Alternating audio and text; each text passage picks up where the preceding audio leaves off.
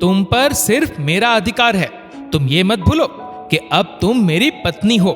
एक लड़की की शादी के बाद जब उसकी सारी जिम्मेदारी उसके पति और ससुराल वालों की होती है, तो लड़की पर पहला अधिकार भी सबसे पहले उसके पति का होता है।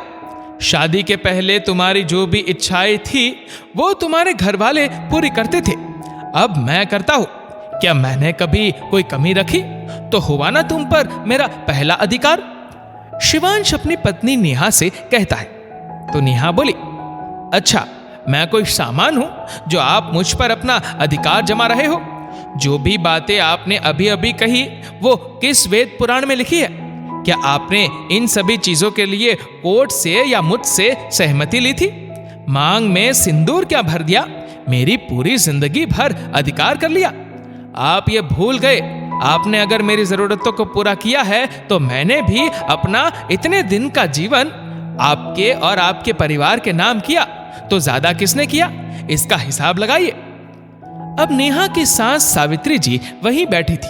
वो बोली, हाय हाय बहू, ये कैसी बातें कर रही हो? कभी औरत भी अपने किए का हिसाब किताब लगाती है? ये तो तुम्हारा फर्ज था, और शादी के बाद हर औरत पर उसके पति का अधिकार होता है। तुमने कुछ अनोखा किया तो तुम ऐसी बातें कैसे कर सकती हो? फिर नेहा बोली, कम से कम गलत बात में अपने बेटे का पक्ष मत लीजिए। मैं कोई सामान नहीं जो आपका बेटा मुझ पर अधिकार जमाए। हिसाब से तो मेरे माँ बाप से जो दहेज दिया उस हिसाब से आपका बेटा मेरा गुलाम हुआ, पर मैंने तो आज तक कुछ नहीं कहा। गलती मेरी है। अगर उस वक्त मैंने आवाज उठाई होती तो आज ये सुनना नहीं पड़ता। तो सावित्री जी बोली, ये कैसी बातें कर रही हो? 4 किताबें क्या पढ़ ली और नौकरी क्या कर गई? तुम्हारे जो पांव जमीन पर टिक नहीं रहे। सुन रहा है शिवांश, तेरी बीवी क्या कह रही है? इसलिए मैं कहती थी गांव की लड़की से ही शादी कर लो। इसके तो सपने ही इतने बड़े हैं कि कहां से इससे समझौता होगा। तो नेहा बोली, भूल जाइए, गांव की लड़कियां कोई गवार नहीं बल्कि शिक्षित हो चुकी है। अपना अच्छा बुरा सब समझती है। मैंने ऐसा क्या कर दिया जो आप सब मुझ पर राशन पानी लेकर चढ़ गए? मैं तो बस इतना ही बोल रही हूं कि मेरे माता पिता को भी मेरी जरूरत है। मुझ पर उनका पहले हक है, क्योंकि इस दुनिया में मुझे वो लेकर आए हैं। अगर आपको मुझ पर हक जमाना है तो भगवान से प्रार्थना कीजिए कि अगले जन्म मुझे इस बहू को बेटी बना कर देना। फिर सावित्री जी बोली, बहू, तुम्हें नहीं लगता तुम ज्यादा बोल रही हो? तुम्हारे माता पिता की तुम अकेली संतान हो, तो इसमें हमारा क्या दोष? एक तो बिना बताए तुम अपनी तनख्वाह आए दिन अपने माता पिता को भेज देती हो। अब तुम अपने माता पिता को इस शहर में रखना चाहती हो।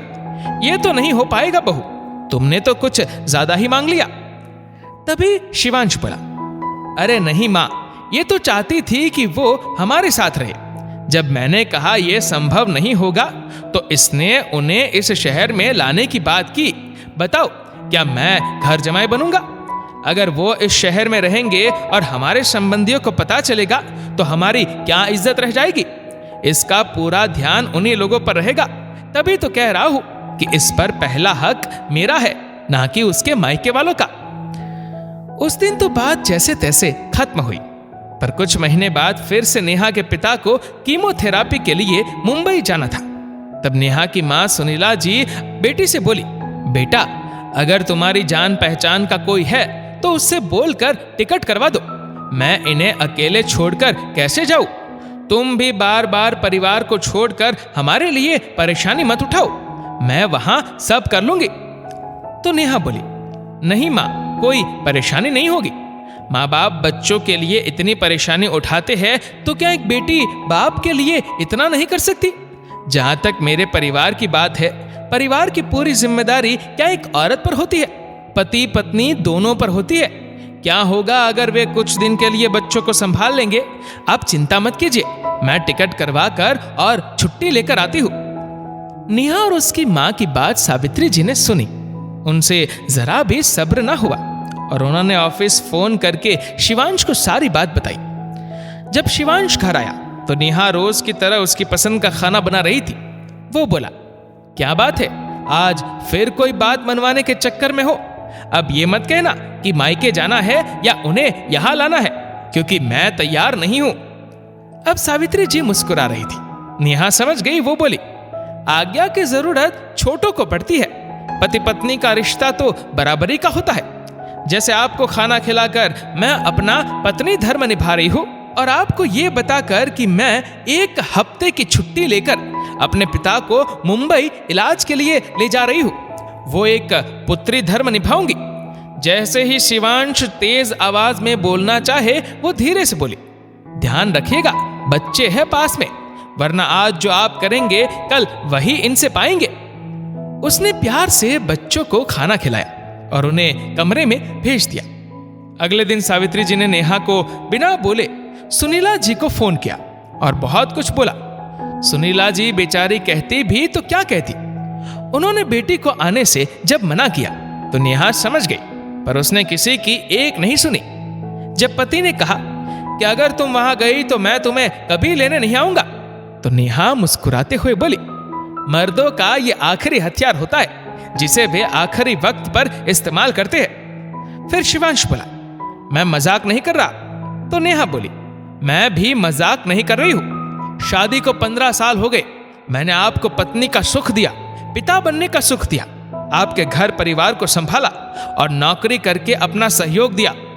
मुझे लगता है इतनी जिम्मेदारी और इतना समय एक औरत के लिए बहुत होता है।